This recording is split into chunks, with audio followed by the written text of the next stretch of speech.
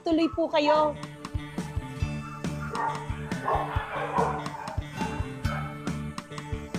Good morning po. Ito yung aming salas. So ito yung baby grand piano namin. This has been with us for 8 years almost. Yung mga dalawang anak ko, sila yung nag-play ng piano. Yung panganay at yung bunso, yung babae. So ito yung pinagkakalibangan nila.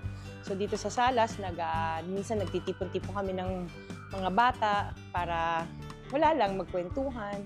Yun, wala kaming TV dito para focus namin is ang isa't isa para mag-bonding. Yan. Okay, so dito naman sa area na to, ito yung receiving area namin kasi may pinturin naman dito. Dito naghihintay yung mga bisita namin pag wala pa kami dito sa baba. So ito yung receiving area namin. So diretso naman tayo sa dining area namin. Ito yung aquarium namin. Ito puro saltwater fish. So konti lang siya kasi matagal na namin na parang binubuhay to, kailangan konti lang yung fish dyan. So I think yung clownfish nagtatago yata siya. Yan. So, and then, ito yung dining area namin. This is where the family spends most of their time together here. Sobrang gamit tong area namin. Dinner, breakfast, lahat dito, kwentuhan. And of course, I have my plate collection.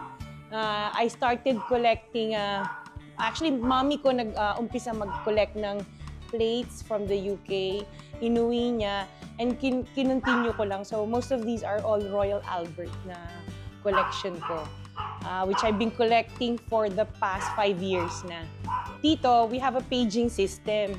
So, para tawagin yung mga anak ko kasi minsan ang hirap tumawagin. This is 3 floors up. So, pipindutin mo lang to. Tapos, i-announce na lang kung kakain na o hindi. Yan. So, bababa na yung mga yan.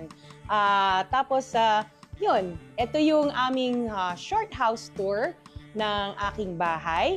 Abangan nyo na lang yung aming kwentuhan ni Miss Corina.